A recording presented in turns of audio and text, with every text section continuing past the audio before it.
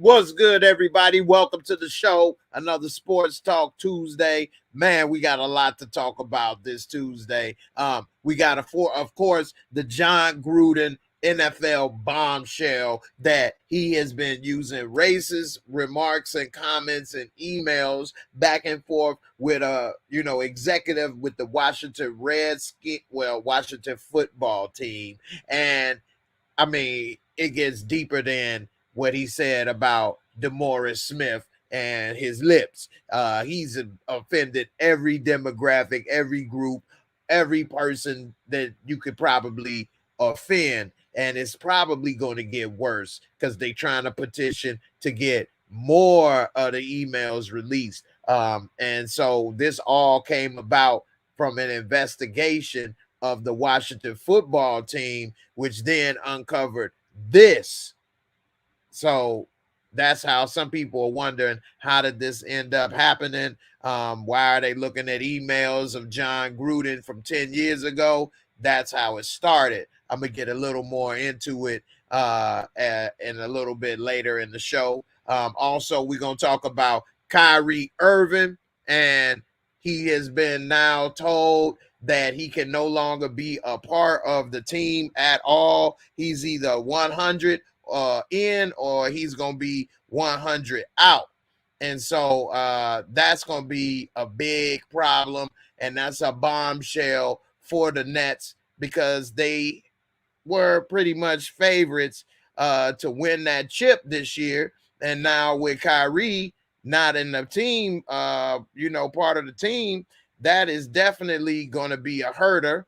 And I'm going to talk about that whole vaccine mandate and what he's going through. And is he justified, not justified? And then also Ben Simmons is now reportedly ready to come to Philly and play. He has reported to training camp. He's taken the COVID test, and they say that now he's ready to be back with the team. But it looks like he's only there to be with the team so that he can play, get his value as far as trade value up.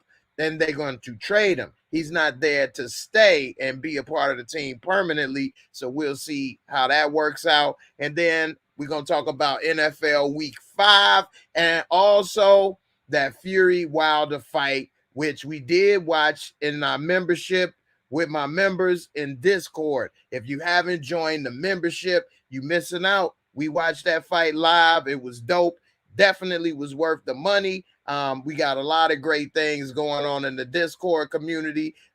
Join, and the membership link is right here in the description box below, right in there. Go ahead and click that. First thing you see, join the membership, help support your boy, and also you're going to get way more for your money than what you put up. Very few things that you can pay so little and get so much return on your investment. And it's going to be worthwhile. I'm in there talking with you all the time. We watching videos, movies, all kind of stuff. So it's definitely going to be dope. And, I enjoy the Discord community. So I have a guest that's supposed to appear a little later. We'll see what's up with that. And so let's go ahead and get into it because it's a lot to talk about today.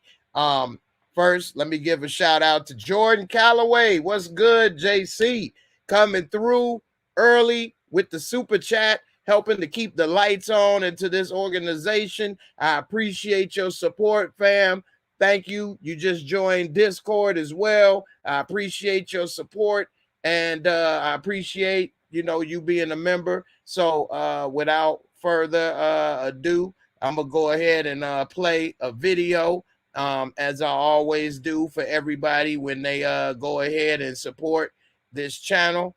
And here's a throwback video for boxing, since we are going to talk about that Fury Wilder fight, okay, and a little bit later. Maybe I'll talk about that first, and I already summed it up on Sunday, so here we go. I don't know nothing about numbers. I just know what I can do. How about privilege, mother? Okay.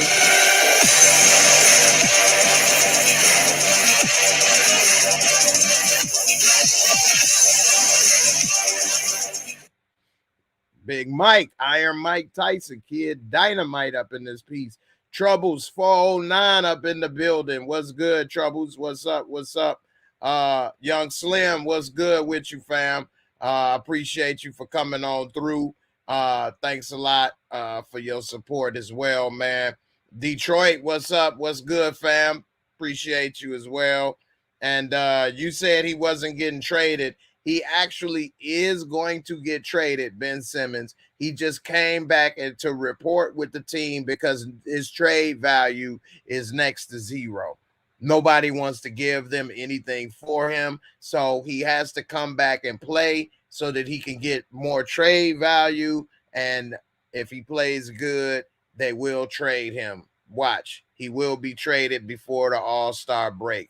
But we'll talk about that a little later. You talking about go Eagles. Eagles did squeak out a win by a field goal. So we could talk about that a little later as well. So one thing we could talk about is the Deontay Wilder Tyson Fury fight. So this was the third fight. The trilogy is now complete. And Tyson Fury destroyed Deontay Wilder. He pretty much ended Deontay Wilder's career. Deontay Wilder is no longer a heavyweight championship contender. And it's really simple because Tyson Fury is the champ and he cannot beat that dude. Tyson Fury is too big, too skilled, too strong. Deontay Wilder never had to develop a boxing game. He's always been able to win with that one punch. And when he came across a guy that could take that one punch, he has nothing. And so with that being said, he pretty much ended his career. Deontay Wilder, he's saying that he may not retire, but he probably... he probably shouldn't if he wants to get money, but at the same time, he's not a championship contender anymore.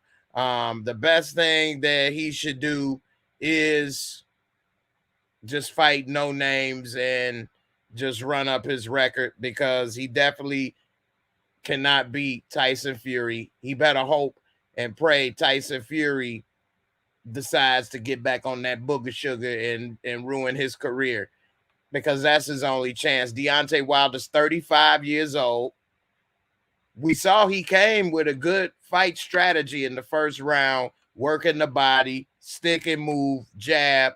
And then what happens? Once he got hit, he got shook up. He then goes back to what you know, your muscle memory, which is looking for the big shot. And it's saying that he won't retire. And I get it. It's, embarrassing to get beat and get thrown into retirement. He did beat this dude so bad, he fell on his face. And whenever you fall face forward, you got your ass whooped because you would have tried to at least put your hand down or something to stop from falling on your face. And if you can't do that, you really got whooped. And Wilder got beat down. It was unfortunate because, like I said, time and time again, my heart was with Wilder, but my mind said Fury. I wanted Wilder to win because he's, American. He's a young black dude from the South. It could have been inspirational. And I wanted an American to be the unified heavyweight champ. And unfortunately, he wasn't able to pull it off at all. And Fury beat the brakes off of him like he stole something. At 35 years old, he has no time to come back. He's not going to relearn the fight. He should have let Floyd Mayweather's father train him. But at the end of the day, at 35, it's just so old to start to learn because boxing is about muscle memory. It takes years to build up that muscle memory. So he would need to be trained by Floyd for at least 5 years in order to get enough muscle memory that when you get hurt or when the shit hits the fan to keep going and doing and sticking to the game plan. And that's not something he could do. The first fight he really lost, but he landed 2 big shots that laid Fury out, and he was able to squeak out a draw. The second fight, he got destroyed. The third fight, he did have a better game plan. He did fight a little better, but at the end, it's not enough. He cannot beat this dude. He's not skilled enough, and Fury is just, he could take it, man. Even though he dropped Fury a couple times in this fight, Fury could take a punch. He could get back up. And that's very demoralizing to a big puncher, when normally when you drop people, they never get up. And you can drop this dude and he could just keep getting up from your best shot and still give you the business. And it's just not a good look, man. I think it's over for him. Y'all let me know in the comments. Put a 1 if you think it's over for Fury. I mean, for Wilder as far as a championship contender. Put a 2 if you think Wilder can still be a heavyweight champ. Let me know. I definitely don't think that he has a chance to be in the heavyweight champ. It said that Wilder was world champ for more than 5 years from 2015 and has 42 wins, including 41 inside the distance from 45 fights. But that time period he held that belt, he was fighting nobody big, nobody worth anything. And that means that it actually was hurting him because he wasn't going into deep waters. He wasn't developing the boxing skills needed. And when he had to fight somebody at the top of their game, it shows he wasn't ready. He was ill prepared, and he got the brakes beat off his ass. So it's unfortunate. And they saying he doesn't belong there with the other guys, and he needs to be in high-level fights and main events. It's only one real main event left. I mean, he could fight Anthony Joshua, and they pretty much similar fighters, don't have much experience, good punchers. They both can get dropped. But at the same time, without a belt on the line, they just fighting for money. So it is what it is. Fury, he got that chin. He can get up, and there's nothing that he can do. And I see Slim, you saying he got 2 losses. He shouldn't retire. Well, in that regard, that's not saying because of the amount of losses you should retire, but he's getting hurt. He's 35 years old. And I mean, he could keep fighting for money, but as far as an opportunity to be a champ, it's over. Wilder got beat down, like you just said, and he can't beat him. So we already know Anthony Joshua has it in rematch clause for Usyk, so he's gonna get that rematch. But then after that rematch, Usyk probably will beat Joshua again, and then after that, whoever wins that fight got to fight Tyson Fury. Fury could beat either one of those guys, and Fury will be the champ. And so after that is said and done, Wilder can't beat Fury. So all he could do is fight people for money. So, I mean, it is what it is. I think it's pretty much over for Wilder as far as being a contender. So, moving on along, we see Kyrie Irving. Kyrie Irving is sitting here trying to not play, and he's upset about the vaccine mandates. Okay. And so I get it. Let's put this in here right quick. Kyrie, nobody like to be forced to do anything. But at the same time,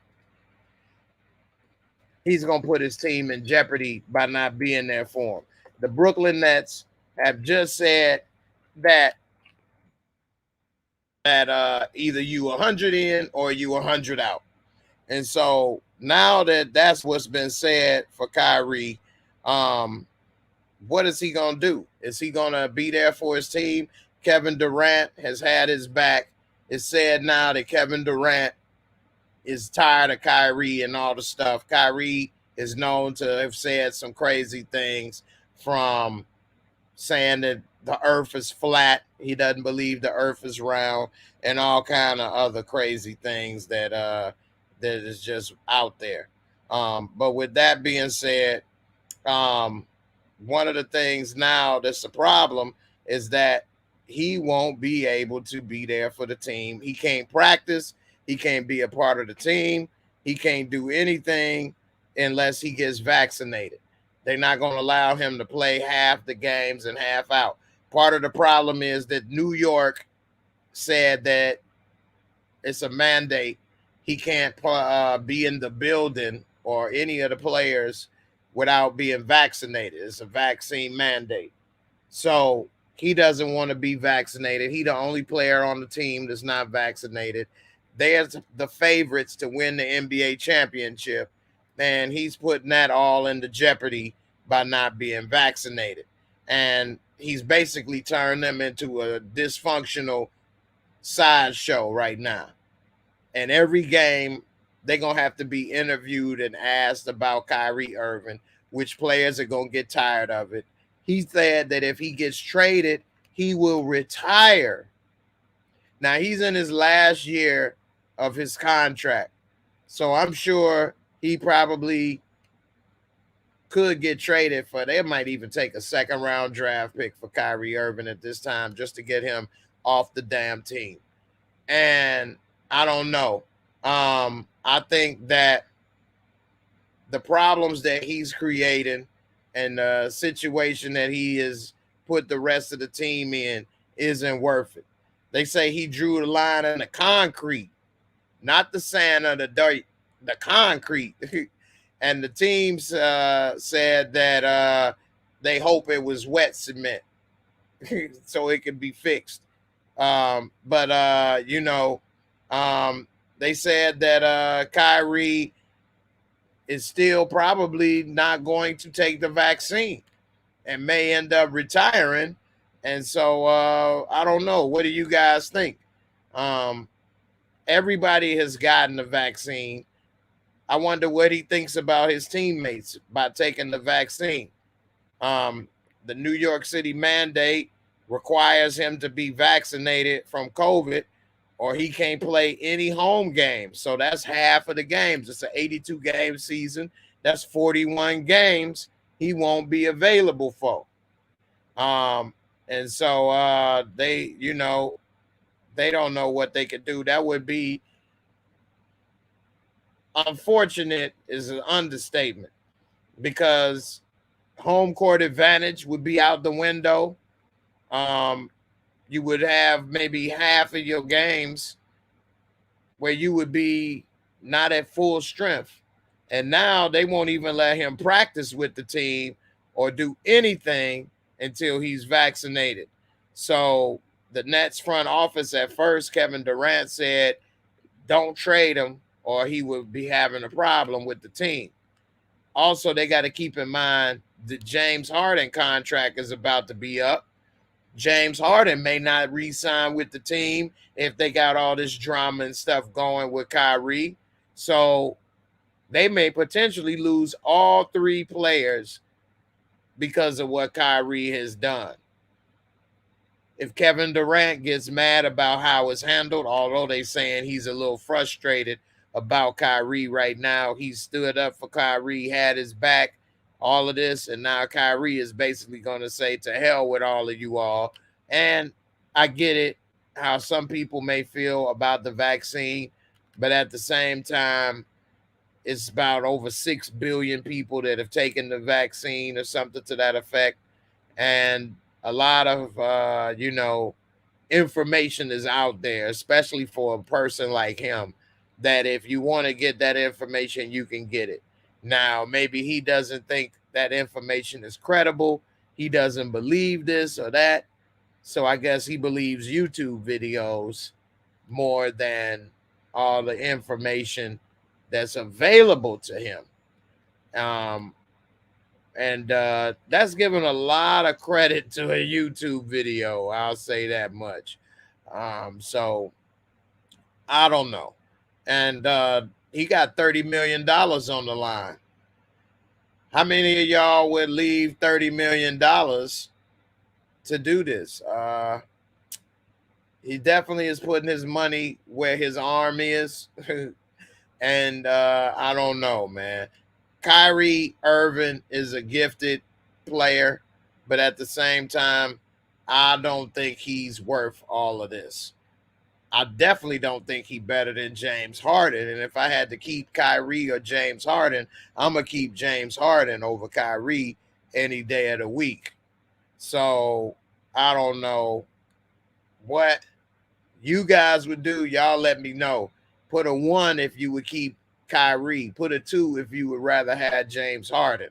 I mean, of course, we would all rather try to keep them both, but it doesn't look like they may be able to, especially with Kyrie with all this drama. It said Durant was supportive, and it's far easier to do now compared to the grind of the season when you're hunting the quiet and cohesive champs in Milwaukee or the Lakers team.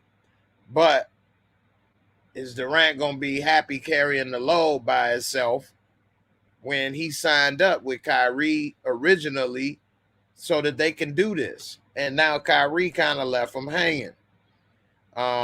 So we'll see what happened. I think they say right here the second best player is Harden, who I agree on that team is the second best. He's definitely better than Kyrie without a doubt. So we'll see what happens with this, but I definitely think he's making a big mistake, and he's pretty much about to put himself out the NBA. I think he will retire. I think that if it comes down to being vaccinated and he really is that adamant about not doing it, he's going to have to retire because this vaccine mandate's not going away.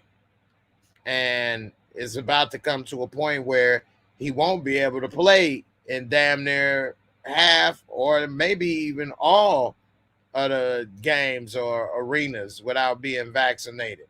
So then it's going to be, he's going to get retired.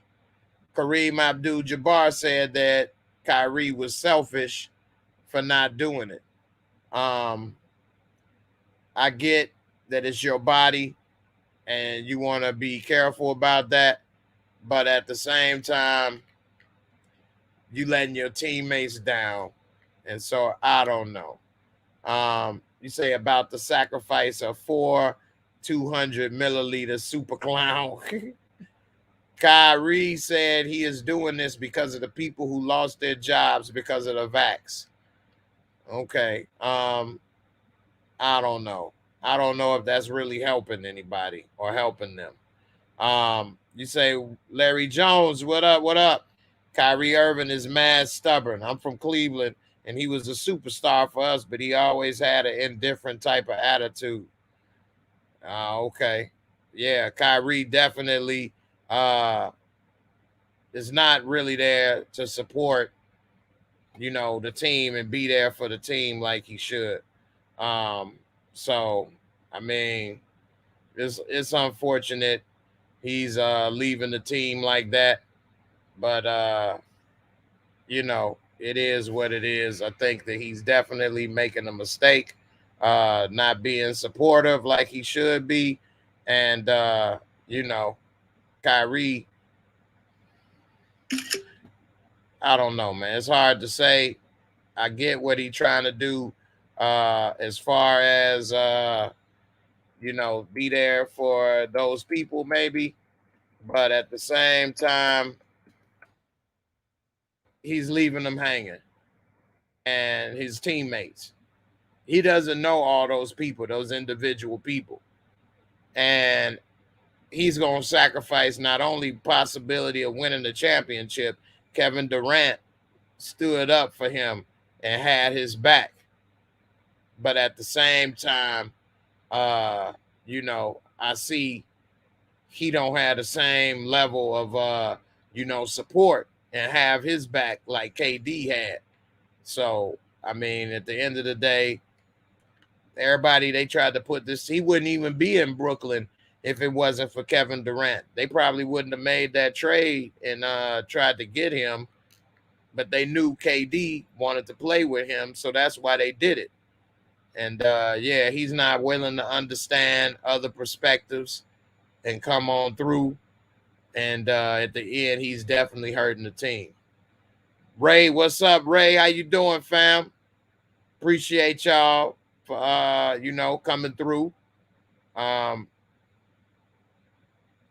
don't know, LV RICLY checking in on Twitch. What's good? You say, why don't he just get a fake vaccine sign that he took it? I mean, if it was a regular job, that might work.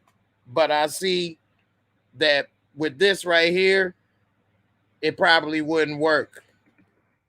So I don't know. He probably should, end up doing what's necessary for his team to win. But I see, he basically selfish, and he gonna probably cost them the championship. So we'll see. You say, who cares? Let that man choose what he wants to do. That's true, and I understand that, but who cares are the people that pay $30 million a year. Who cares is his teammates who want him to be there so they can win a championship.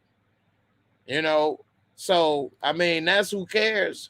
And at the end of the day, he's letting them all down.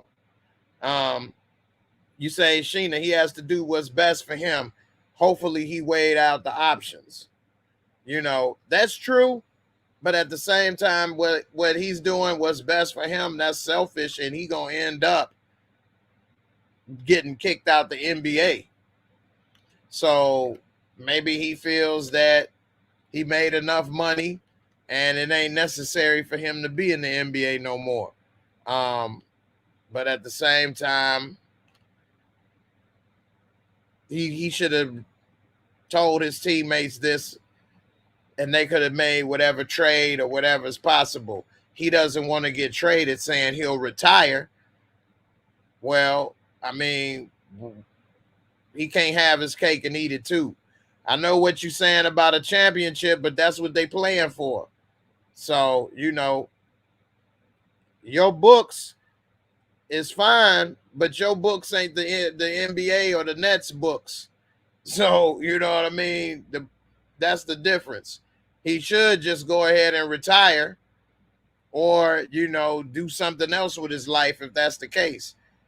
Because at the end of the day, he's holding up the team. He's holding up everybody else, and it's ended up costing them in the end. So we'll see. And like you say, not everybody want to be property of the United States. He's smarter than basketball. Well, if he's so smart, why don't he just retire? Why don't he just walk away? I mean, it's nobody's making him play basketball. Nobody's making him join the NBA. So if that's how he feel and that's what he wants to do, all he got to do is walk away. All he got to do is quit, retire, and go live off your money and go do you. But if you holding everybody else hostage, then you being selfish. You're not considering what everybody else is trying to do. And that's the thing about being part of a team. And so we'll see what's up. And if he, do that. See, I didn't pass judgment on him. I didn't judge him. I'm just stating the facts of what he did. I didn't say he's wrong or he's right for taking the vaccine. I didn't say I say he shouldn't hold his teammates hostage with his own decisions. That's facts. Do you? If you don't want to take the vax, retire, walk away. That's what I said. So I'm not judging him. You could do whatever you want to do, but at the same time, you don't hold other people caught up in what you're doing and not doing. So, I didn't say he should or shouldn't take the vaccine or he's wrong or not. If he don't want to be a guinea pig, fine, retire. Because he can't rewrite the NBA. He can't change the laws of New York. He can't, if he really cares about those people that lost the jobs, donate your salary. Give them some money. Start an organization. Help them. By him sitting out, that doesn't help. You know? So, I mean, right now he's being a guinea pig in the experiment of, is a person going to risk $30 million to take their shot, or are they going to actually, do it and take the money? So either way it go, he's a guinea pig in this situation. He going to be an example one way or another. Either he going to be a guinea pig that he going to take that money and sell out and do it, or he going to be a guinea pig in the sense to show people that no amount of money is enough for him to compromise what he want to do. The world is, people that's following is watching. So we'll see what he does. $30 million. And, he probably got over $200 million in future earnings on the line. 30 million this year and over 100 million in future earnings. We'll see what he decides to do.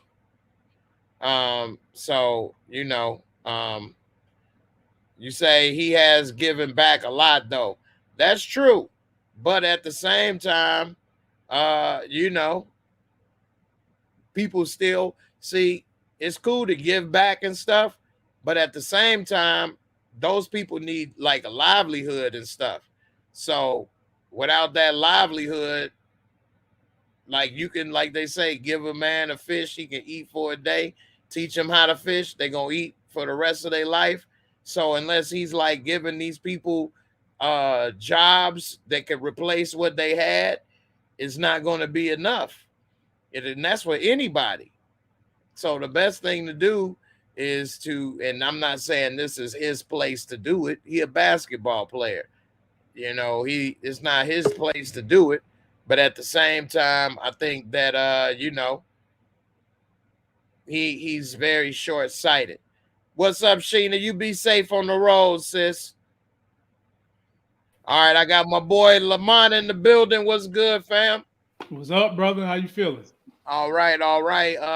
So far I talked about the Wilder Fury fight, and now I'm on the Kyrie Irving vaccine right now.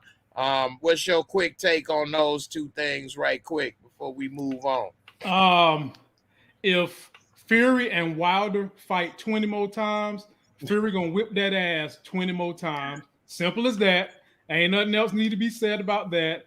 And Kyrie Irving, it's his choice. Do he want to get the vaccine? But he's being selfish.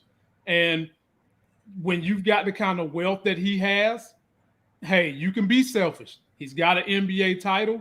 The organization is trying to do what they can to make sure all their employees and staff is in the healthiest, most safe environment that they can put forth.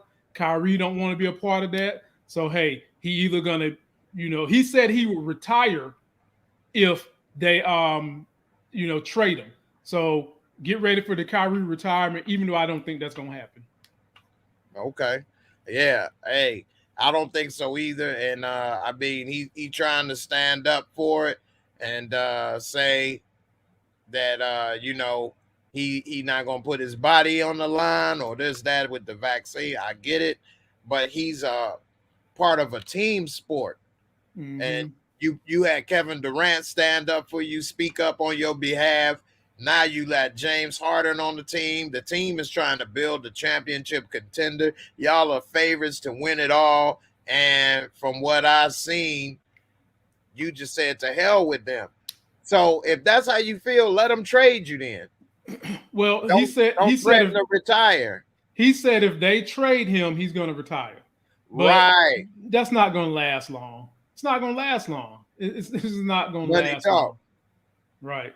Yeah, you got that right. They wanted to trade him for Ben Simmons, and you know what? To be honest with you, I think Ben Simmons would work better with the Nets than Kyrie would. And I think Kyrie would work better with Philly than what Ben Simmons does. Yes, that's a perfect trade. Perfect trade. Win-win for everybody. He gives Philly Win-win. exactly what they need, and it gives Brooklyn exactly what they need. That defender, big guard, don't need to shoot a lot. Exactly. You know, and you know, it's messed up.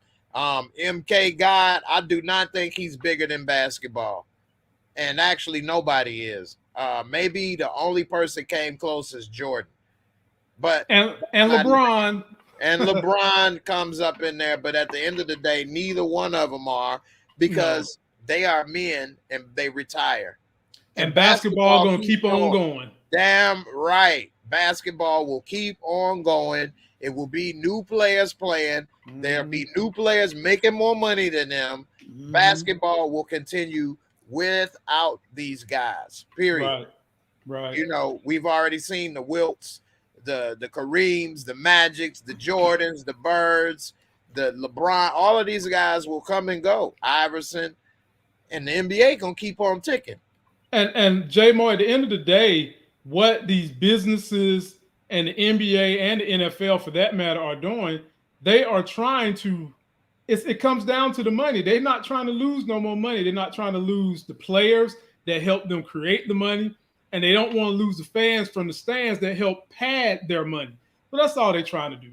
I mean, when I went to Las Vegas to the Raiders game, you either had to have proof of your vaccination, or you had to have a COVID test had been done within the last 24 hours of coming to the game. So I felt completely safe up in there, completely safe. And it wasn't like they would, you know how you go to some place, they check you in and they really not checking you in. They just kind of like, you know, you go in there. No. They weren't doing that. You had to pull out your phone and your card and show it to them, and you won't get in. Yeah, man. I mean, it's getting serious. They trying to do what's best to get rid of this, you know, COVID situation. Not to say that maybe the vaccine is the cure, but they want to open up the country fully. And it's a lot of, because of America and Americans, it's not that easy, but you know, businesses and places are tired of it, and they trying to do what they can to do it. So it is what it is, man. That's it. It is what it is. Yeah. Because I mean, you cannot send your kid to school without vaccinations. Right. And even and I always hear people, well, what if I got a religion?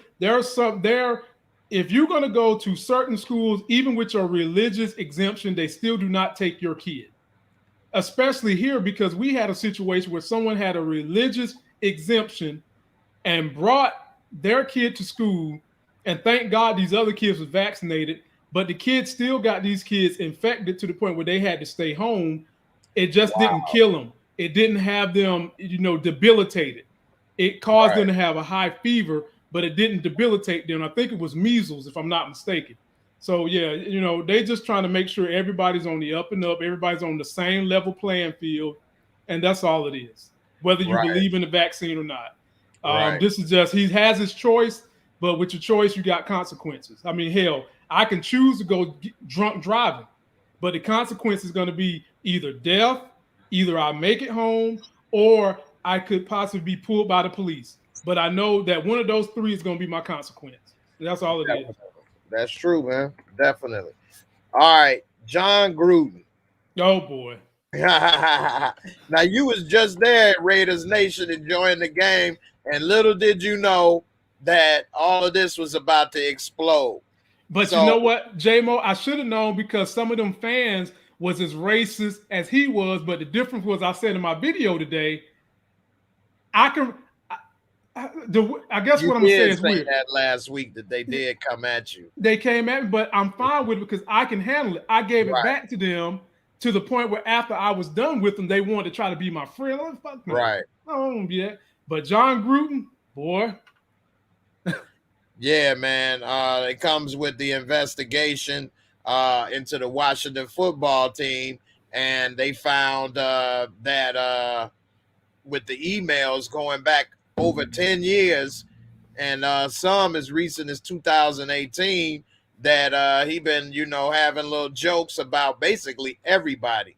He called, Roger Goodell the F word, a P word, rather, I should say. He called him. No, he called them both. I did a video on it today. He called him the FAG. You can finish the rest. And then after that said he was a PUSSY lip. Right. So, yeah.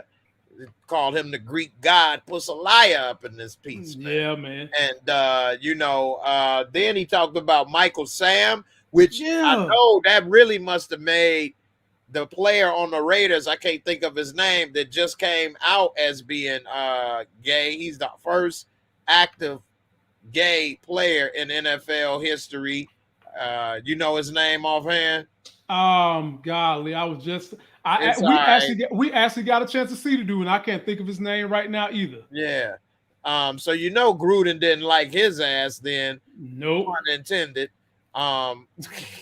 So right. He also called DeMaurice Smith dumb Morris Smith and said he had lips like Michelin tires. Then he actually tried to say in the press conference when it was first released that he should have known they was going to find all the rest of the stuff then.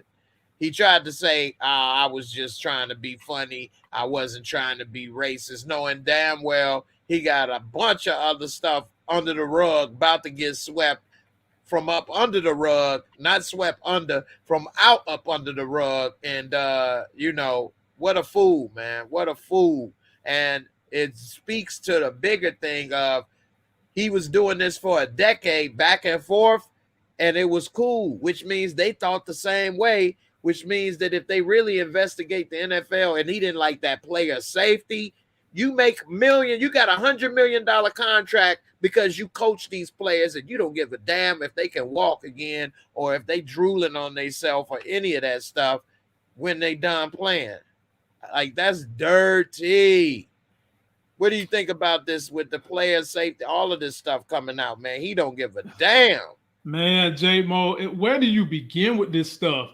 I had to watch myself when I did my video today because I was so frustrated that it didn't get hyped up to this level until the anti-gay and the misogynistic stuff came out.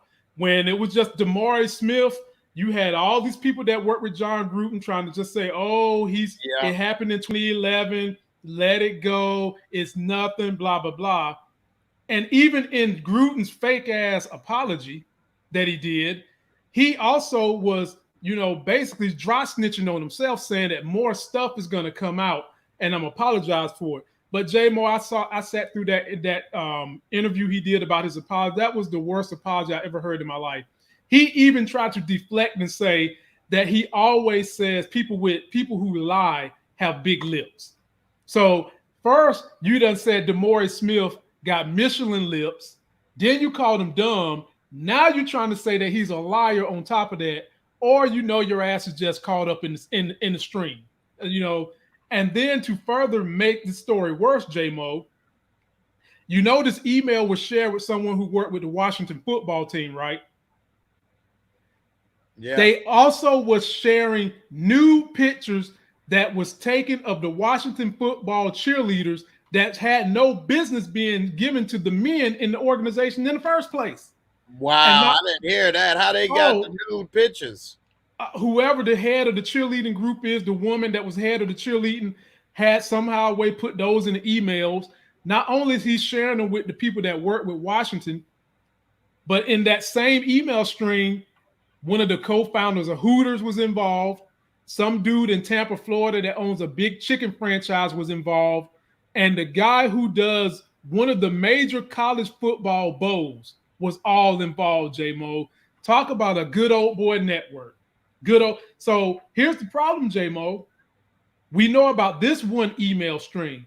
What about all the other owners and all the other teams that got these emails and stuff that we ain't seen?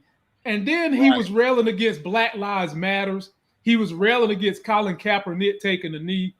And when we used to say You got a racist bone in you if you can't understand he's taking a knee because people in the military told him that's how you respectfully take a knee and that's how you respectfully do a protest. And Jon Gruden was one of the hardest people against that stance. So, and when we try to tell y'all that that stuff all has a racist tinge, oh, you don't know what you're talking about. You don't know race. You don't know my heart. You can't see. Well, we see your heart. When you get behind closed doors and think you're private, that's when you show your ass. And so it don't take a lot of us to see these behaviors and be able to pinpoint you for being a racist, a misogynistic, and an anti-homophobic person. And it all came out. But again, J-Mo, I am a little bothered that everybody's plight don't have equal weight. Because again, there was no notion of, him being fired or resigning until the anti-gay stuff came out and him passing around them nude pictures of the cheerleaders came out. Right. I'm just saying, we're all oppressed in this situation. We need that same vitriol in every situation. Right. And CFC, shout out to you, man. That's a good point. It says on here anti-gay and misogynistic. It doesn't say racist though. Right. That's my point. I mean? That's my point exactly. Good. Right. That's my point exactly. Yep. They ain't coming and saying that part because at the end of the day, there ain't nobody caring about what he said about the black folks. That much. He was still had his job. Right. And so we got to hold that owner, the Raiders owner, in contempt too, because he had all these emails Friday. Right. And still let the man go coach his team. And if you watch that game, J-Mo, the players wasn't into that game. No. And I'm glad it was against the Bears. It was an easy dub right quick. And their head was not in the game. A lot of players don't like Gruden because he coached hard anyway. And what do you think? How do you think the black people on the team was feeling, which their team is 72% black? Then you have the one only open gay person in the NFL on your team, and he's looking at all this. I wouldn't want to play for you either. Now, I've had people get on my video and tell me they don't understand how calling somebody a big lip is racist, nor do they understand how calling somebody dumb is racist. And I said to that person, that's all you took away from the video? Right. And also, that's like the same vein as watermelon and fried chicken. That's always going to the same old, joke jabs at black folks. You are dumb because you are running quarterback. Quarterback is too smart of a position. Yeah. Or, you dumb because, you trying to be a lawyer. Well, you must have went to a cheap school or something, or night school, because black folks can't handle, technical stuff. Right. Or, big lips. They've been talking about black folks with big lips and big butts forever. So, at the most, the reason I at first said, though, that maybe he shouldn't get fired is because he didn't work for the NFL at the time. But once all of this stuff came out, it then shows a real bigger picture about what it is he's about. Now, I didn't say he wasn't wrong, but if you go back 10 years into 20 years into anybody's life, you're going to find some stuff, bumps in the road. Now, how long should you be punished for stuff? It depends. But he's actually coaching these people right now. You know what I mean? And he's trying to get them to follow him and be a leader right now. And you can't be a leader of men. And this is why I'm going to say this really affect him now, is because what did he do when he got there at the Raiders? He got rid of all the black players that were making money and was, good. What, Amari Cooper, Khalil Mack, who else he got? He got rid of a couple of key players. He got rid of the tight end. He got rid of the running back. I remember like it was yesterday. And they were a good team. They was a great team. Yeah, they made the playoffs, and they regressed. Right, and you see why. I mean, his coaching style is played now. And you made a point, J-Mo, the point that I made too. At first, I had said, you know what? We probably should just let it go. It's 10 years old.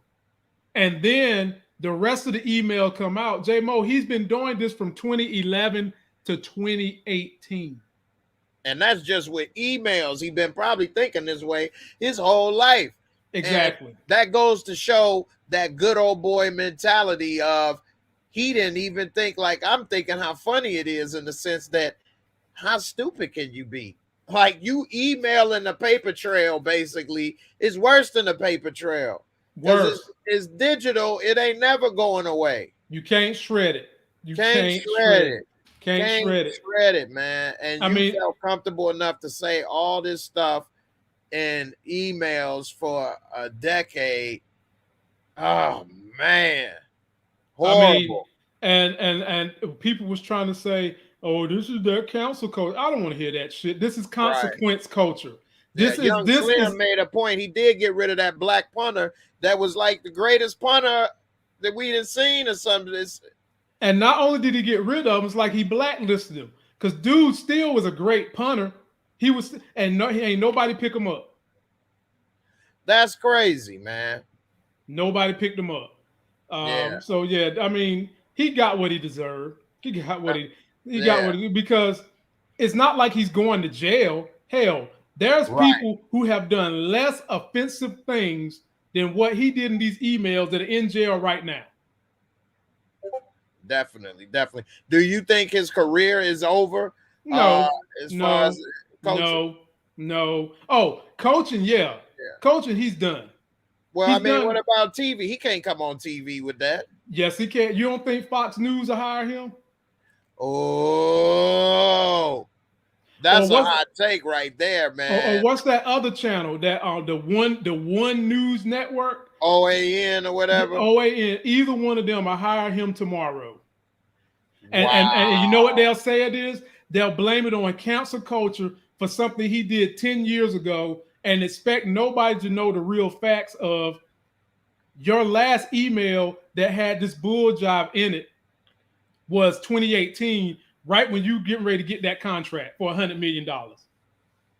$100 million. They paid him $100 million. He was getting paid. He had a better contract than damn near every player at the time. And he's only gonna, and you know what? He's only gonna get out of that whole contract. He only gonna walk away with $45 million.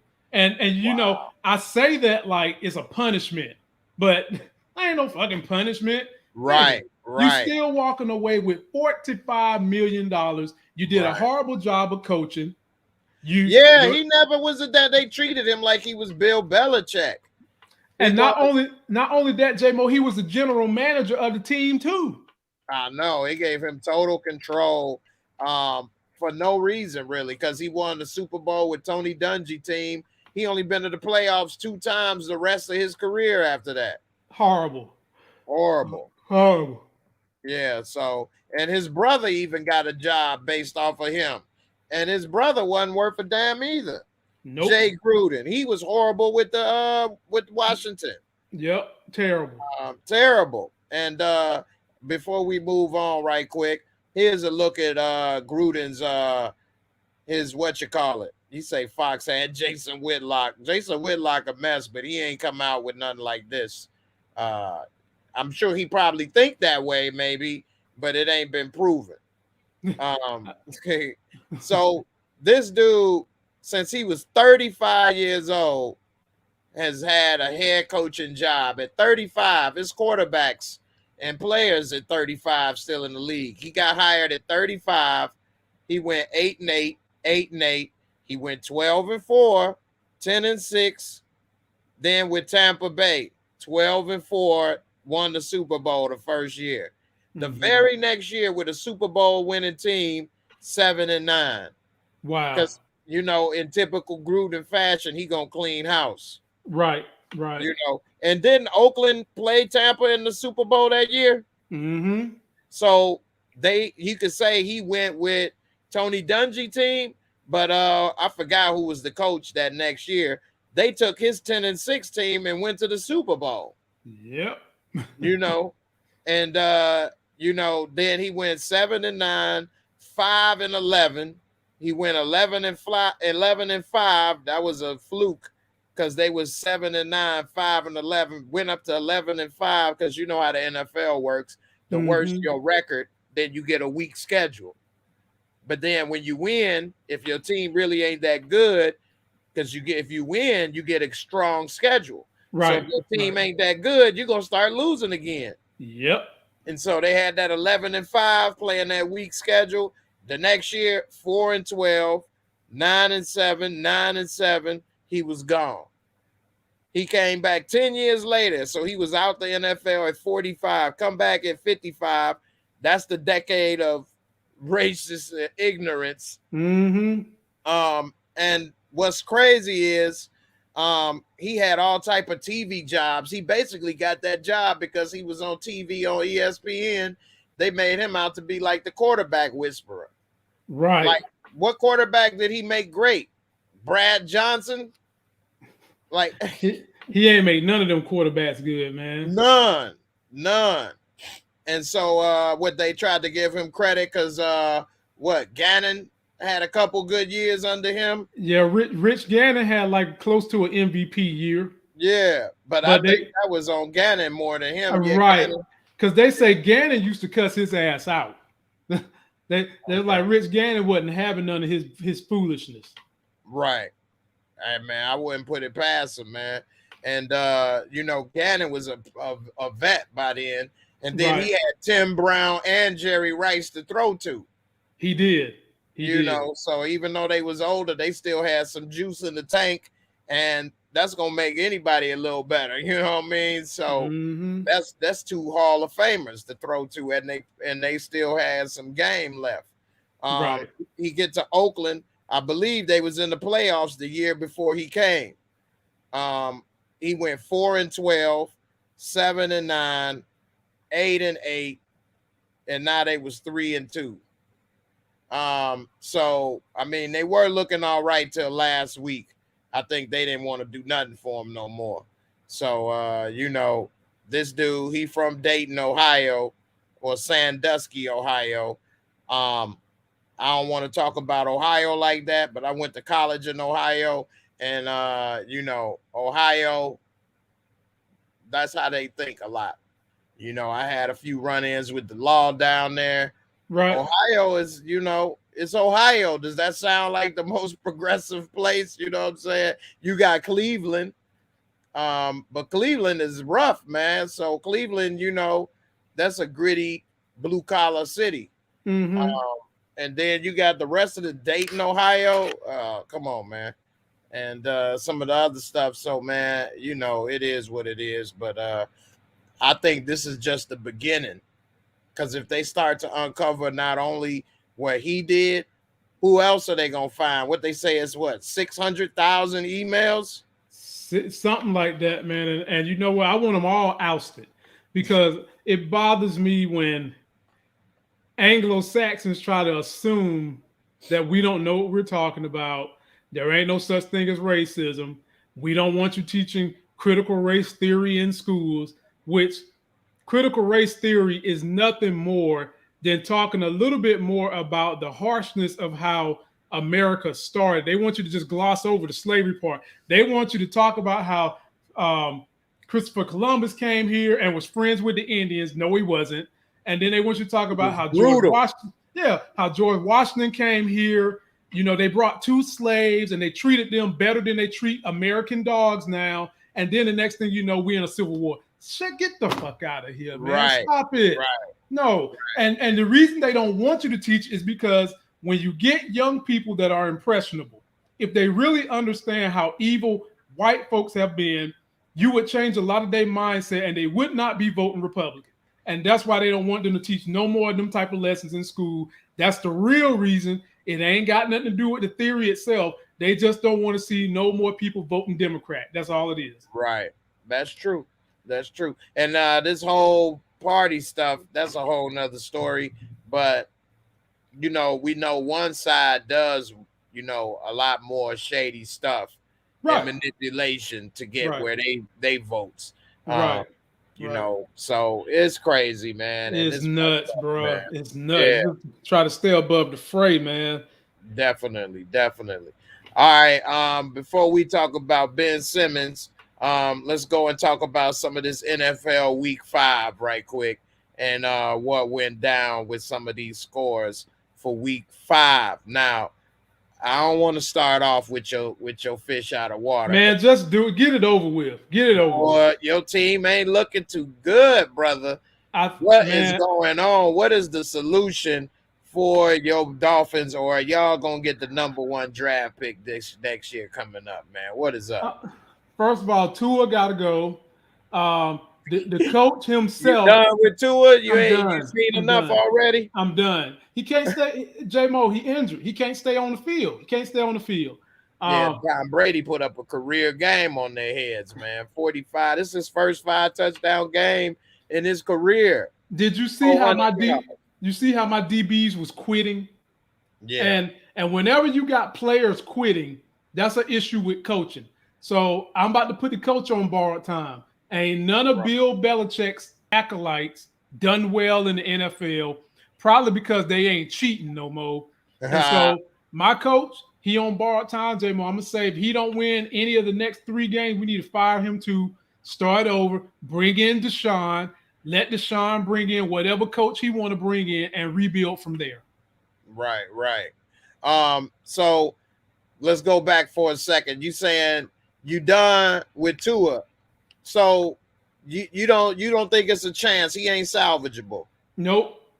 He too injury prone, my brother. I mean, I was worried when he had that Bo Jackson hip surgery in the first place. Right. And because one of the caveats to him was the fact that he was great at scrambling and he was great at throwing on the run. That was two. And when you bust your hip like that, you ain't in there swishing them hips the way you was in college, getting away from them linemen. No, you ain't swishing hips no more, bro. Right. Plus, you got that fear in the back of your head too. You got it, man. So nah, I'm done with Tua. I'm done with our head coach. Just about. The owner wants to bring in Deshaun, but the Texans want us to give up 3 first-round draft picks. Woo. And I'm almost to the point of saying, give them 2. Give them 2 and 2 up. Give them 2. Give them 2 and 2 of them first-round draft picks, and then call it a day. Right. What you think about Jacoby though, man? I know he trying his best. And you see what his best is getting us. Nothing. Yeah, Nothing. Man. I mean, get rid of him too. What about y'all running game, man? They running game put up 39 yards. Is it what's going on with y'all running backs? We got rid of Kenyon Drake. Well, the best way to put it is our offensive line is horrible too. Man, we just messed up, Jay. Need a rebuild total. God, I don't know what our coach is doing. I'm put a lot of this go on the coach because when players give up on team, they gave up the other day. I mean, Tom Brady out there trying to win the MVP on us, and y'all quitting. That's something with the coaching. Play hard, because at the end of the day, even if you lose, when you go back and look at an NFL game or a basketball game or whatever, if you lose, you can go back and be like, you know what? That dude right there, he good. He play hard. He don't never stop. He keep coming. You can't say that with what we did this weekend, J-Mo. And because of that, that's coaching, in my opinion. Get rid of the coach. Hey, man. You got to make some type of moves. They do need a big shakeup. And, I ain't mad at you, man. Young Slim said that draft pick is the Eagles now. They made a trade or something, and the Eagles got the pick. Yeah, we moved up. Yeah. And Ronald, no, this is Brady's first career game with 5 touchdowns and 400 yards. That's what they said. That's his first game in his career with 5 touchdowns, 400 yards. You heard that right, Lamont? I heard that. Yeah, I heard that. It's not that. He never threw 5 or 6 touchdowns. Larry Jones wanted to know if you a Panthers fan. No. No. D Weave said bring in Deshaun and Todd Gurley. I think Gurley done, man. Yeah, I think he done called it a career just about. Yeah, it's over for the girly man. But as far as you know how this went, man, that was ugly, man. Yeah, it Um, was bad. yeah, that was bad. And And the NFL should be upset because I'm telling you, the players didn't give no effort. It was almost like they was out there trying to have Tom Brady sign autographs and stuff, man. It was bad. right, right. Um, Let me show right quick what he said about the Brady thing, and then all right, well, y'all can look it up. But yeah, it say it right here. It's the first time. Damn, Antonio Brown, the fastest player to 900 catches, and he took a year off. A year and a half, to be honest Right. with you. Damn, that's crazy. Now we talked about your team. Wasn't good news, unfortunately, but I do got some good news for my team, the Bears. Justin Fields got a W, his first touchdown of his career. And they doing smart with him. They not asking him to throw 30, 40 times. He had thrown for 20 attempts, completed 12 of them. Only 100 yards. The Bears, the first team, I think, and they said in 10 or 20 years to have the first 5 games and no game did they throw over 200 yards. So we don't have a big passing attack, but we are playing old school with the ground and pound. We had two running backs, both carry over 15 times, 16 and 18 attempts, put up 143 yards and put up a touchdown. And, you know, they kind of doing it smart by not asking Justin Fields to do too much. I don't trust in my coach, and I don't think that he is probably the best coach we could possibly have. He may be what I would say. He ain't no quarterback whisperer. I wish we had an Andy Reid type coach. But for the most part, we did get lucky in catching the Raiders while they were going through some drama. I ain't gonna front. The Raiders a good team right now. They was looking pretty good. They was 3-1, and they wasn't looking as bad as they looked last night. Sunday. They got whooped last Sunday, 20-9. They only put up 3 field goals. So Derek Carr, he wasn't connecting. He was out of whack. 22 of 35, 1-0. Got sacked 3 times. The running game wasn't doing nothing. They couldn't get nothing going. And I'm happy that happened for us. So Justin Fields did have a fumble. And did he have an interception? No interception this time. He didn't throw an interception already. Khalil Mack looked great. He was all over with the tackles and the sacks and everything. He was looking good. He was ready to get some revenge on the Raiders for what they done did by getting rid of them. The Bears, they got an upside. Do I expect us to be contenders? No. I really don't want them to make the playoffs, to be honest. I would like to get a lottery pick, so to speak, a first rounder, to help get him some more help, maybe a star wide receiver if we could, or a lineman or something. But I don't know. What you think about Justin Fields right now so far? I done lost my boy Lamar. Okay. There we go. Yeah. I like him, man. I don't think y'all need to go back to old boy. Just go ahead, start a new light now. Let him take his freshman lumps and keep the party moving. I mean, I'm happy you got something to be excited about. You know, you get a kid, he done got his first win, taste of winning. Right. And when he settles down a little more, the game's just gonna slow down for him. And so go ahead and go with him, man. Don't put your veteran back in there. Let him go ahead and take this ride. Yeah, definitely, man.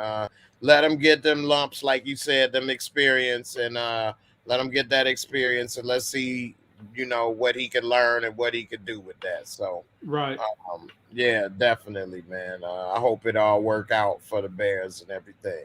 So now going back to the rest of the league, right now, I'm not a Cowboys fan, but them damn Cowboys is looking good right now, man.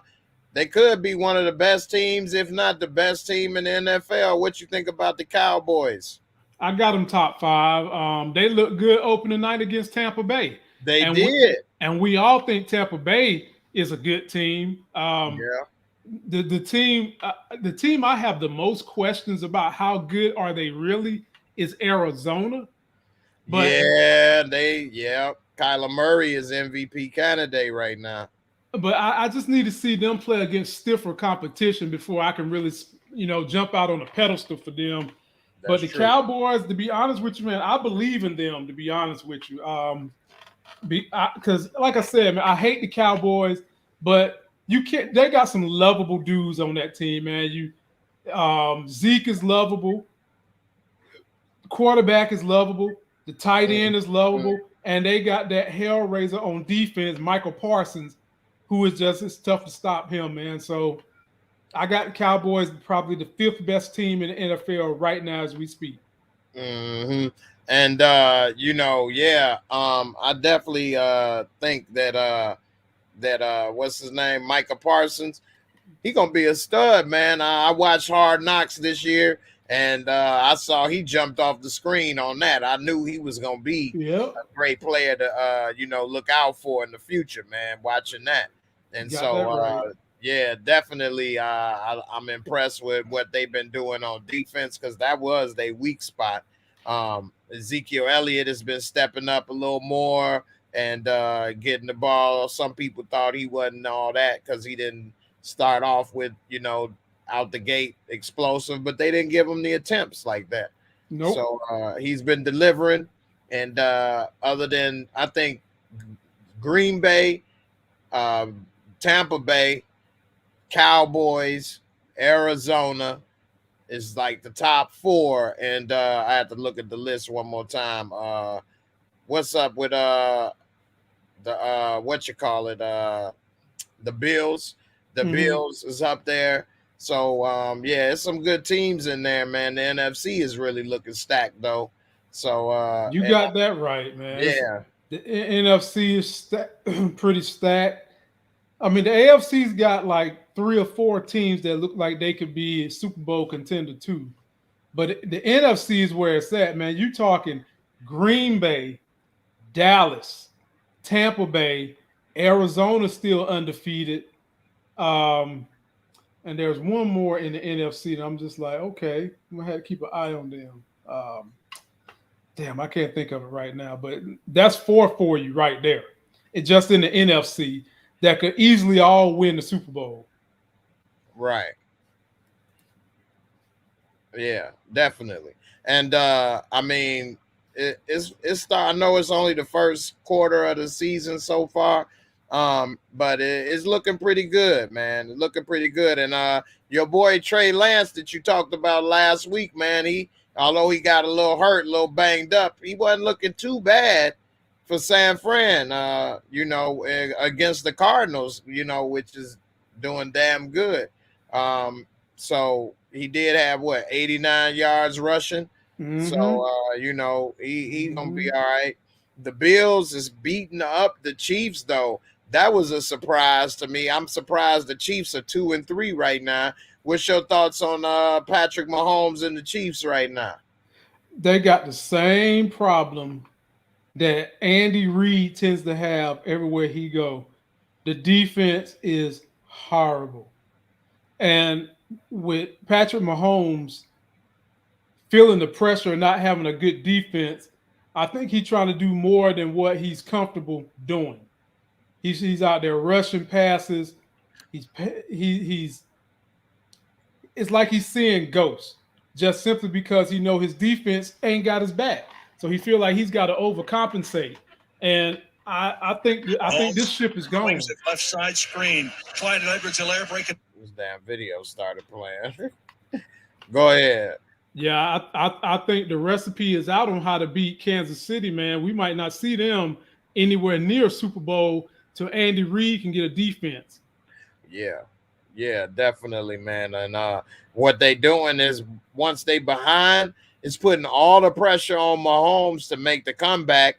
54 passing attempts. 54. So, Josh Allen beat him with 26, put up more yards, 3 touchdowns. Rated mature. What in the world? They try to make us watch these videos over here. But when you behind, you got to throw that ball to try to hurry up and play catch up, especially when your defense can't stop nobody. And then it forces turnovers. He had 2 picks, right, and 2 sacks, even though he ain't give up no yards. Still, it's not helping them. There's too much, pressure on trying to come back and catch up. And you see what the results is, man. It's ended up putting them behind in the end. So, I think you're right about the recipe to beat Kansas City, because right now they 2-3. It ain't looking too good, and I'm sure they schedule ain't gonna get no easier. So definitely. And also I forgot about the Rams, man. It looked like that Stafford trade was exactly what the doctor ordered, man. What's up with that right there? It was, man. The Rams coach, he was never all that thrilled with Jared Goff, just because Matthew Stafford can do a whole lot more than Jared Goff can do. And when you want to talk about dumb quarterbacks, Jared Goff is the definition of a dumb quarterback. And I'm not saying that in a racist tone at all. I'm saying that from you have to have a certain level of intelligence and a certain level of being able to dissect things very quickly. Yeah. And Jared Goff, Jared Goff just ain't got it, man. And you see, the Lions are the only undefeated team in the NFL. Right. Winless, you mean? Winless, winless. Yeah. They 0-5. Right. They had the coach crying. Coach on there crying, man. What happened to biting off the ankles and all the stuff that they gonna do to win? What happened to all of that? I guess they just threw that out the window, J-Mo. It got whooped now. It ain't got nothing coming on, man. But my brother, I got to get out of here now, man. Somebody's up and ready to go to bed, so I got to get on out of here. Hey, no problem, man. I appreciate you coming on through, man. Before you get out of here, what's your quick take on Ben Simmons, man, in Philly? He need to get traded for Kyrie Irving, and that'll make everybody happy. Definitely. Yeah, that's definitely be a win-win, man.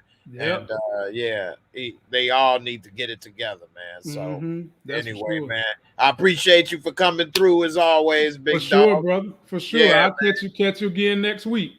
Yeah, for sure, man. And you take it easy, man, and take care of that little one, man. I definitely gonna do that, brother. You be easy too.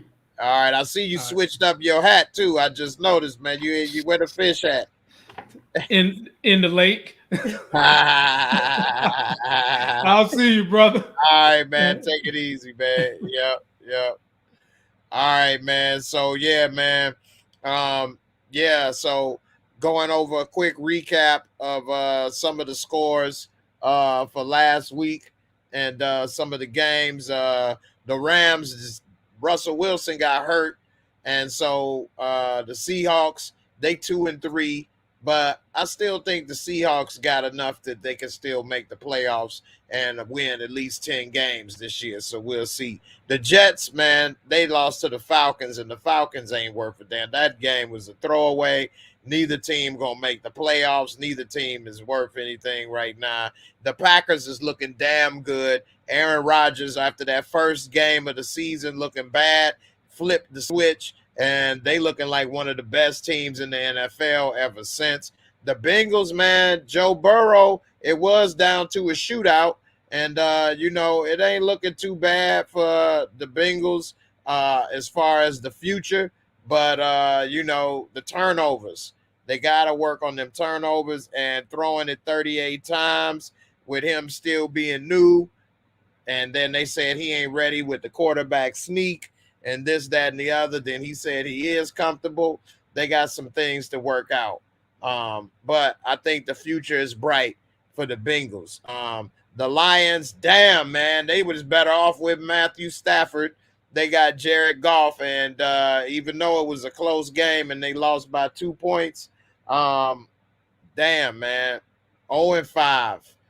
But Detroit and Lions fans are used to losing, so it is what it is. I think they didn't they didn't lose. They went winless one year. I remember that. So the Lions has got some problems. Denver, they lost to the Steelers. But Teddy Bridgewater, man, Teddy ain't too bad, but he ain't going to be the flashy quarterback. But I think that Denver's still going to make the playoffs, and I think so is Pittsburgh. Big Ben, although he ain't the same as he used to be, he still got some gas in the tank. But Najee Harris is a beast. I think that was his first 100-yard rushing game of the season, of his career, I mean, and he looked like he going to be another good running back, man.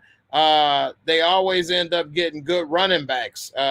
That's one thing that the coach knows how to do, is pick good running backs. He done did it time and time again.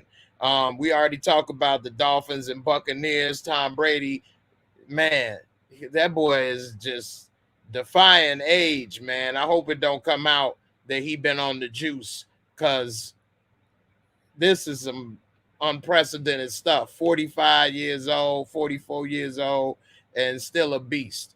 Jameis Winston, 4 touchdowns, beat Washington. Jameis ain't looking bad, man.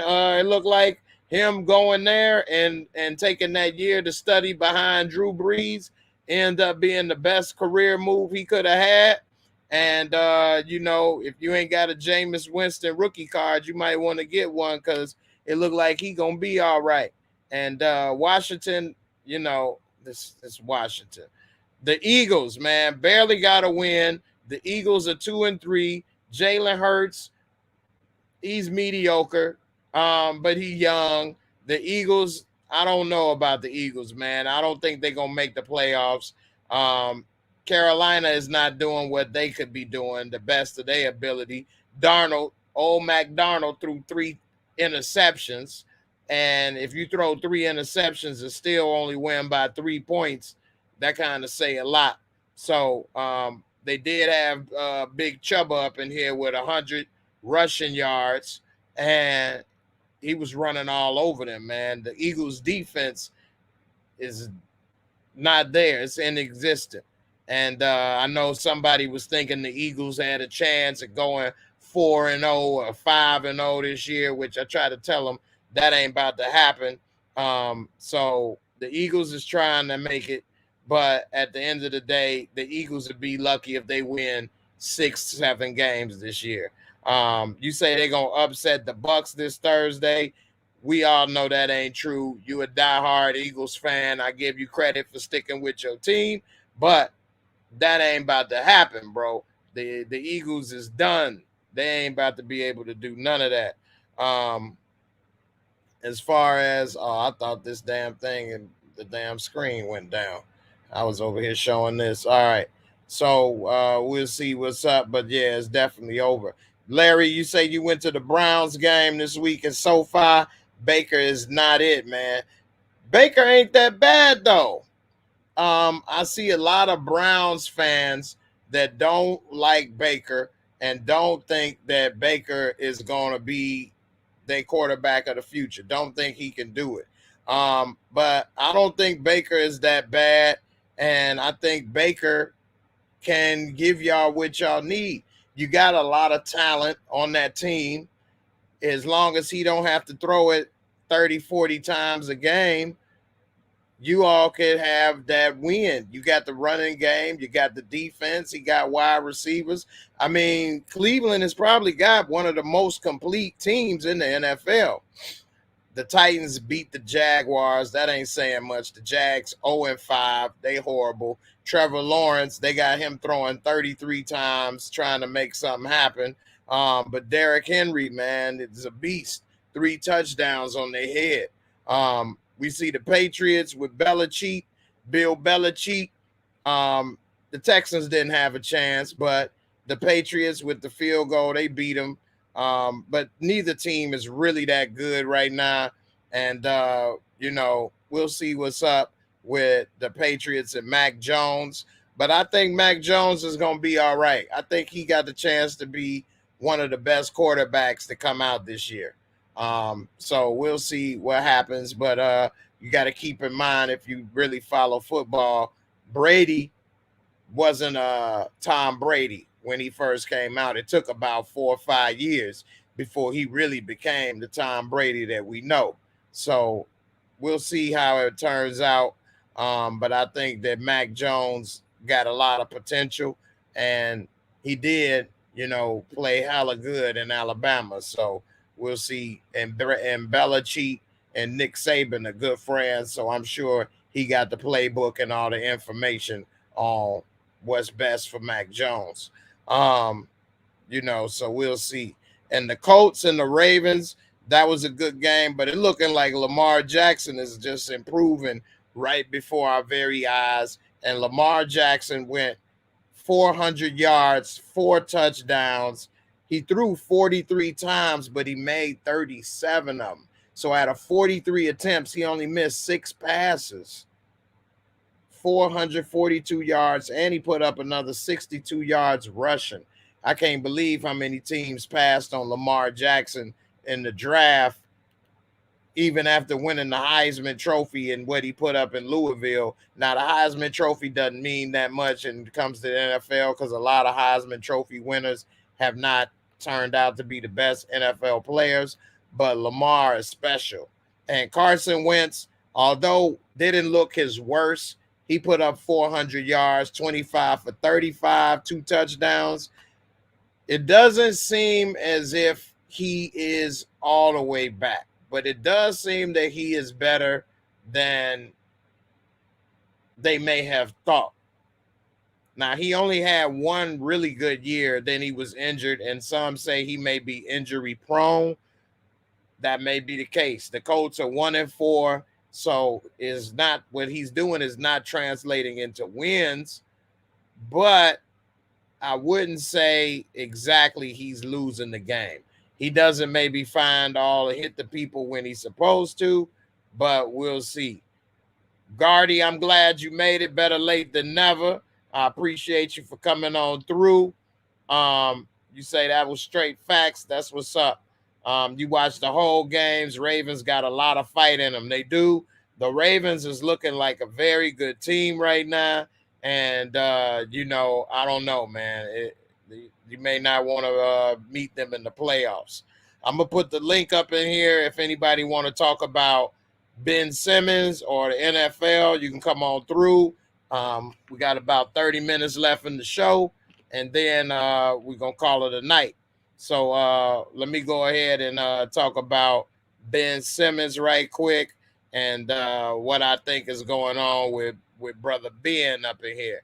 So Ben Simmons had first said that he will not play another game with Philly and that he wouldn't even report to the team.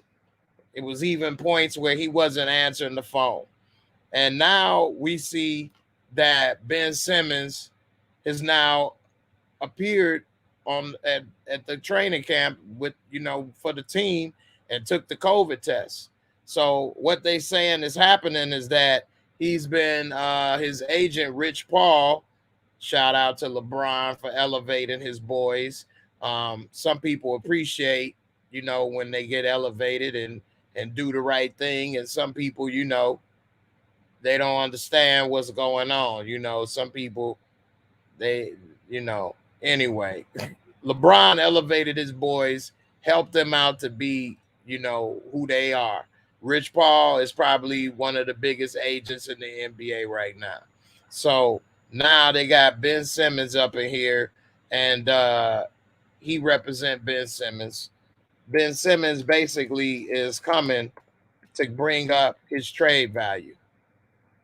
Okay. I don't think Ben Simmons is going to stay with the Sixers. Now, some of the stuff that Ben Simmons said is about the Sixers. Embiid and other players said was disrespectful. And some of that stuff probably they're not going to be able to get over. But they're going to try to play and win so that they can move on. They say he surprised the Sixers when he reported to Philly. And they said he'd been away for 2 weeks to the start of the NBA preseason. So the preseason been going on for 2 weeks, and he ain't been nowhere to be found. And now he reported all of a sudden to the team. Well, they did take $8 million of his salary and put it in the escrow account, and they're going to start to, take the fines and stuff out of that money. So I'm sure he want his money back. He did buy over a $20 million mansion in Calabasas. So he's going to have to pay them bills, even if he's already made, 40, 50, 60 million. That's right there is a nice chunk of your earnings. Now, if he gets the rest of his money, then it ain't no big deal. So he need that bread. And I do think that the best thing for him to do is get traded for Kyrie. That's a win-win for both teams because the Nets need defense, and they already have plenty of scorers. Between Harden and Durant, that's already enough points. They could easily both put up 25 points a game, 30 points a game. That's 50, 60 points, and then you got all the other people chip in to get to the 100 points a game. Ben Simmons is not going to be asked to be a main scorer. But Kyrie with the Nets, they need points because all they have is really Embiid. You got Toby could put up 20, but they need that extra, 18 to 20 plus points a game, and they need perimeter shooting. The Nets have plenty of perimeter shooting. They need glue guy. And so Ben Simmons could be that glue guy that can really play all 5 positions, play defense, pass the ball to everybody else. That's all they need. Whereas the Sixers needs a distributor and a 3-point shooter. And so we'll see what's going on. But I think that would be the perfect trade. Both parties will win with that deal. And although Kyrie is injury prone and will be injured more than Ben Simmons, at the end, if he's able to be healthy at the right time, it would definitely be a win-win for the Sixers because he could do everything they need him to do. And he don't have to be the man because they got Embiid for it. Kyrie is not he can't. If he's the best player on your team, you in trouble, like what happened with Boston. But if he's the second or third best player on the team, then you good.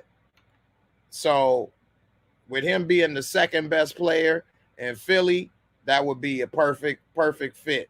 And with Ben Simmons being the third best player in the Nets, that wouldn't be another perfect fit because they wouldn't need him to do more than, pass the ball, play D, rebound, whatever. So we'll see what's up. And yeah, he definitely could go to his strengths right there. So in this right here, they say why he returned now. They said he was described as wanting to prove a point and knowing he had done so with something that almost never happens in the NBA, sitting out of training camp. Sitting out of training camp cost himself nearly $1 million in lost salary and fines and delivering an unmistakable message that he wanted a trade out of Philly. The Sixers scoured the league but never came close to finding a deal that returned them the kind of elite player they'd want in exchange for Simmons. The trade market can shift quickly once the regular season get underway and more players become eligible to be moved December 15th. But the Sixers have no traction on the trade right now. There are expected to be conversations on how much of that money could be returned to Simmons should he reintegrate into the Sixers and return for the season, but it's currently unclear whether Simmons' intentions are to merely report to the team or truly rejoin it. Simmons has 4 years and $147 million left on his contract. So he has 4 years. That's the real reason why he can't really get the demand to trade like other players, because he ain't in his last year or 1 year left. He has 4 years left. So he's faced with either retire or play for the Sixers. He can ask for a trade, try to do things to be disgruntled, but in the end, that just makes it harder to get traded. That just brings your value down. So he doesn't want to do that too much, or he'll be stuck there for 4 years. So he really has no leverage, and he already lost $1 million because he didn't show up to work for 2 weeks. That's crazy. That's a nice amount of money, and I think he realized it's better to bring his ass to work and play and see what he could do positive to increase his trade value, and pretty much then maybe get traded as the season go. And then it's a thing where in December 15th, it's not until then or after then that players can get traded. So it's part of like the contract agreement that some players that are newly acquired to teams are not eligible to be traded yet until then, depending on, you know, how or when they're trying to be traded after a certain date. So maybe if it was a 2 or 3 team trade, or they got traded, then got traded like a day or two later or something. But once the season started and the preseason started, then they ain't eligible to be traded. So you got to wait till after December 15th. So we'll see. You say Kyrie is a mental case that can ball. Kyrie definitely is very, let's say, unique. And that's being nice. And he does have skills. I wouldn't say, how many of y'all think Kyrie is better than Dame Dollar? Put a 1 for Kyrie and put a 2 for Dame Dollar. If y'all are watching on the replay, just put 1 Kyrie, 2 Dame. So, like, which one of y'all thinks that he better? Like, I'm going to take Dame Dollar. I think Damian Lillard is better than Kyrie in every aspect. Maybe Kyrie could do a couple more dribble moves than him, but Dame could dribble, Dame could dunk, Dame could lay up, Dame could shoot, Dame could shoot the mid-range, the 3. I mean, what is it he can't do? Dame has averaged more points than Kyrie. He's brought his team to more victories than Kyrie ever has because he's been the leader of his team. Dame Lillard been the best player on his team since he came in the NBA, and he's brought Portland to the playoffs. Whereas Kyrie, when he was the best player on the team in Cleveland, they missed the playoffs like 4 years in a row. When LeBron came, then they started making the playoffs, but LeBron was the better player. Now, to Kyrie's credit, Cleveland wasn't that great of a team, but Kyrie is not better than Damian Lillard to me. Not to say that Kyrie is a bum, but he's not better than Damian Lillard. Let me see what we got. We got a Dame Dollar in here. Got another Dame. I'll trade Ben for LeBron. Yeah, right. I'm sure you would. Got another Dame, Dame, no question. Better leader, better mentality. Dame also a better defender than Kyrie. Yeah. And Steph is a better shooter than Dame. I don't know about better defender. Steph is a better scorer than Dame. He got probably just as good, if not better, handles than Dame, and he probably got the better handles than Kyrie. Actually, Steph got some handles. You know, that's low-key something that slept on. But Steph Curry got ball handles. You know what I'm saying? But I would say Steph is better than Dame. I would say that. How many of y'all think Steph is better than Dame? Put 1 Steph, 2 Dame. If y'all watching on the replay, put a 1 for Steph, put 1 Steph, 2 Dame, so that we know what you're talking about. Because when you comment after the video is aired, it's hard to know what you was saying and who you was talking about with the 1 and the 2. But you know, you think that Steph is better? Mr. Abney got Dame. We got not a 1v1 defender. You got Steph.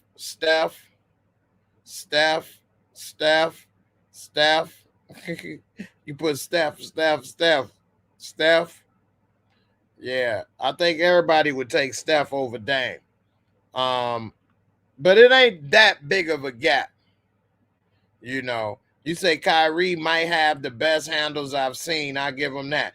Kyrie got amazing handles. I will give him that. Kyrie does have amazing handles. And so does Steph, though. But it's more to your game than that. I'm not saying that anybody said it's not. But yeah. Kyrie is a good player. Don't get me wrong.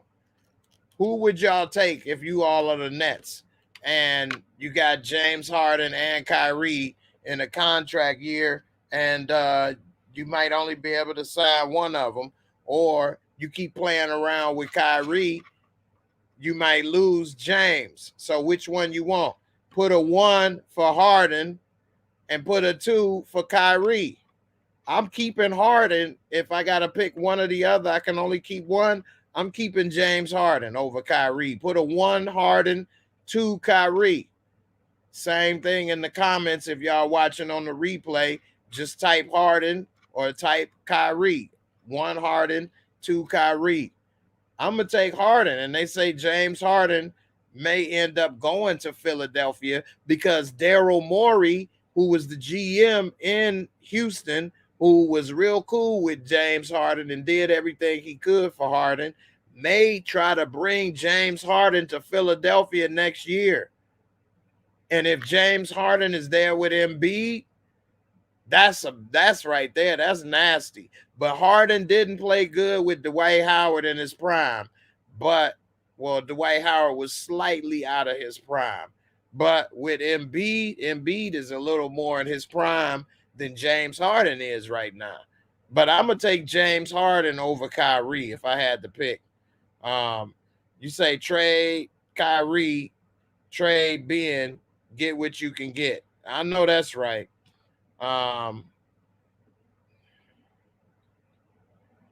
You say Kyrie handles kill Brandon Knight's career.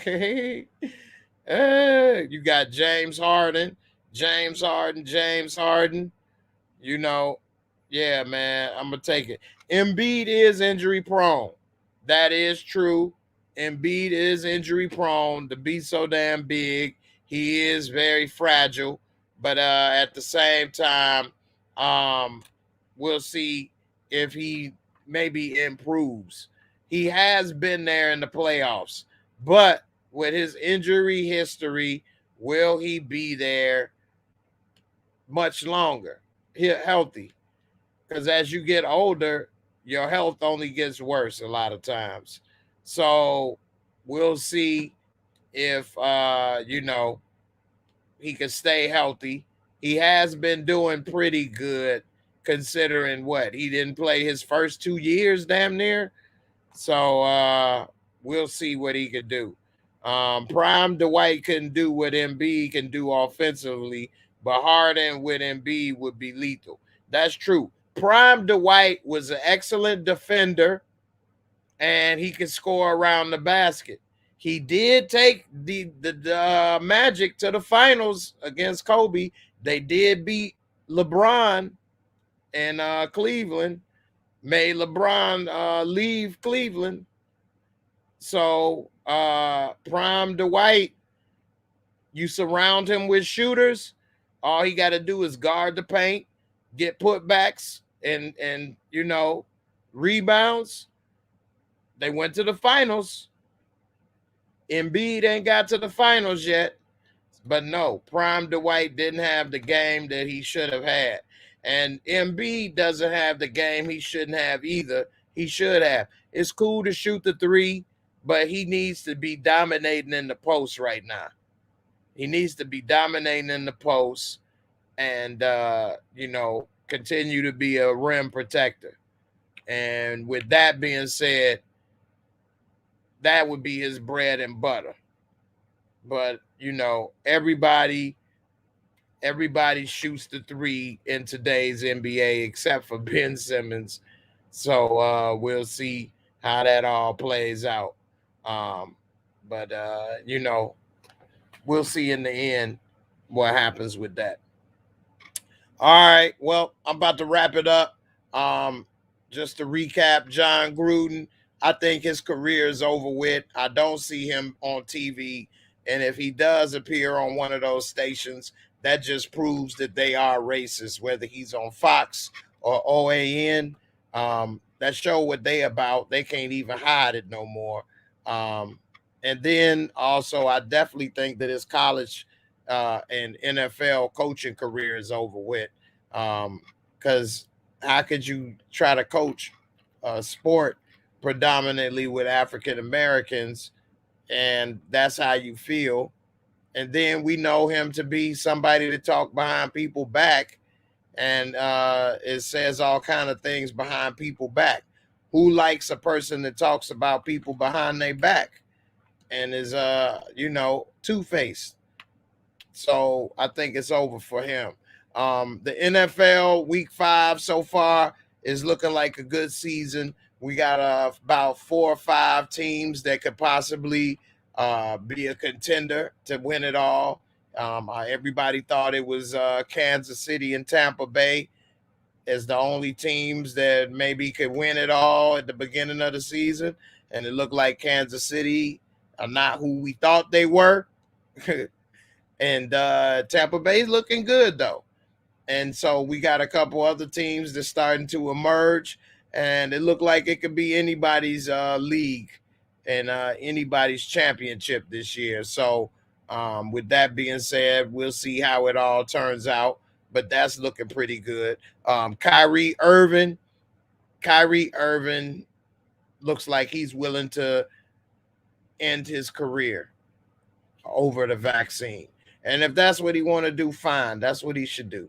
But don't hold your teammates and their career hostage by deciding you're not going to do this, or if they trade you, you'll retire. You're holding the team and your teammates hostage.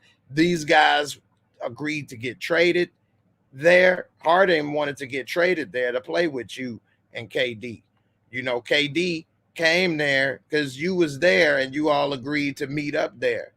And you got Blake Griffin and Millsap and Aldridge and all kind of players taking minimum deals, counting on you and everybody else to play and win a championship, and you're letting everybody down.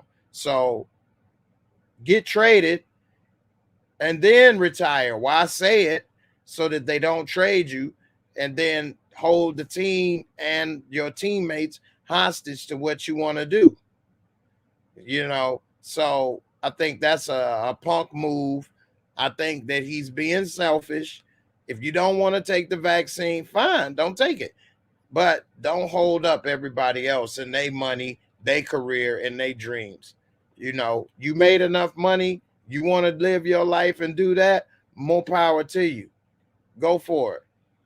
But if you want to be a man about it, then don't hold up other people from doing what they want to do. Do you and keep it moving. And then Ben Simmons is the same way. A lot of these guys today are very selfish and inconsiderate, and that's what the way of the world is these days. They're very inconsiderate, very selfish. It's all about what have you done for me lately. People are quick to forget what you have done for them and how you've helped them. And then they start to think that, it's all about them, as if they're the only ones that have done something or produced something. And at the end of the day, this is a very selfish, world, and people are quick to forget. And I think Ben Simmons got reminded real quick when they took that money, $8 million. He got reminded that you ain't bigger than the NBA. And if you really didn't want to play there, why'd you sign that contract? At the end of the day, you need to be mad at yourself. You the one that underperformed. You the one that don't work on your game. You the one that couldn't shoot the free throws. You the one that was afraid to go up for a dunk because you might get fouled because you can't shoot free throws. You the one that made a major contribution and your team underperforming and losing. So at the end of the day, you mad at what you did, but you blame it on everybody else. And then you talking about all this stuff about you ain't going to play and you ain't going to do this or that. You don't have any leverage. The game is going to go on with or without you. And I think that sometimes people forget that. And he got reminded. And so I think that he's going to come and try to play his best ball that he can play. I mean, keep in mind, he didn't even help LSU go to the NCAA tournament because he couldn't even help them win. You the number one draft pick, and you can't even get your team to a winning record because he couldn't shoot. And he wasn't, the best all-around teammate he could be at LSU. And then he got picked number one overall because he does have a lot of talent. I'm not going to say he doesn't. I think he got enough talent to be the best player in the NBA if he learned how to at least shoot free throws and develop a jump shot. If he could, and if he had a three, he definitely could be the best player in the NBA. If Ben Simmons could shoot threes, develop a mid-range, and shoot 70% or better from free throw land, he could be the best player in the NBA. He could. He would be just like LeBron. He big as Giannis or KD, all of them bigger than LeBron. But you got to work on your game. You got to work on your game. And you say you don't agree because they threw you under the bus. I don't think they threw him under the bus. They spoke the truth. It's nothing that they said that was wrong. And Ben Simmons was in public first talking about he don't want to play with them anymore and that he didn't want to come back to the team. As if the team did you wrong. I mean, what are they supposed to lie? You made bad plays.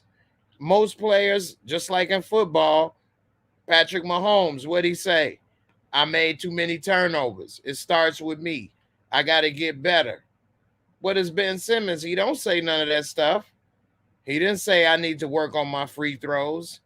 I got to do better. It starts with me. He didn't say none of that stuff. You have to be accountable, and he's not accountable. Ben Simmons, he didn't take any responsibility for him not knowing what the hell he was doing. So, I mean, I don't know. Pat Riley's The Winner Within, a great book for teams. Pat Riley is an excellent coach, probably better than Phil Jackson, to be truthful. But Phil Jackson has had 2 dynasties with Hall of Famers, Kobe and Shaq, and Jordan, Pippen and Jordan. I mean, that right there, is something else. And then Kobe and Gasol.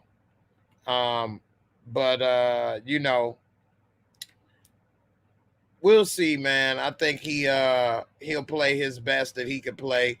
They'll trade him by All-Star break, and hopefully they can get something for it. They got their mind set up on getting Damian Lillard. The only way I can see that happening is if Dame say he want to be traded and Portland is losing. If Portland is not having a losing season and they're winning and Dame don't want to go, I don't see Dame going anywhere. Why would he go? Especially, why would they trade him for Ben Simmons? That's a losing trade for the Trailblazers right now, because Ben Simmons ain't working on his game, and you going from somebody that averaged damn near 30 points a game to somebody that averaged 14 points a game. And that ain't going to work. I'll trade CJ, which CJ would be a good fit with Philly. CJ will be averaging 20, 25 points a game. He can play the point. He can pass. I mean, he ain't probably the greatest defender as, some other players, but he is a better offensive player than Ben Simmons will be anytime soon. So, I mean, we'll see. I think Ben and Dame would be a good fit. But then Ben don't know how to play off ball, so I don't know. I don't think Dame is going to leave, though, either. You think Ben need a sports psychologist? I wouldn't put it past him. Anyway, man, I appreciate everybody for watching. Don't forget to subscribe. Hit me up. Look in the description box below. Join the membership. Sign up for the Discord. I appreciate everybody for coming through. We got a lot of good conversations we be having in the Discord. Talk about sports, movies, watch movies. We watched the Tyson Fury, Deontay Wilder fight. It was a lot of fun, so I appreciate everybody for coming through, everybody for supporting the channel. Everybody stay safe, and thanks for the super chat, and I'll see y'all on the next one. Everybody stay safe. Peace, and I'm out. Deuces.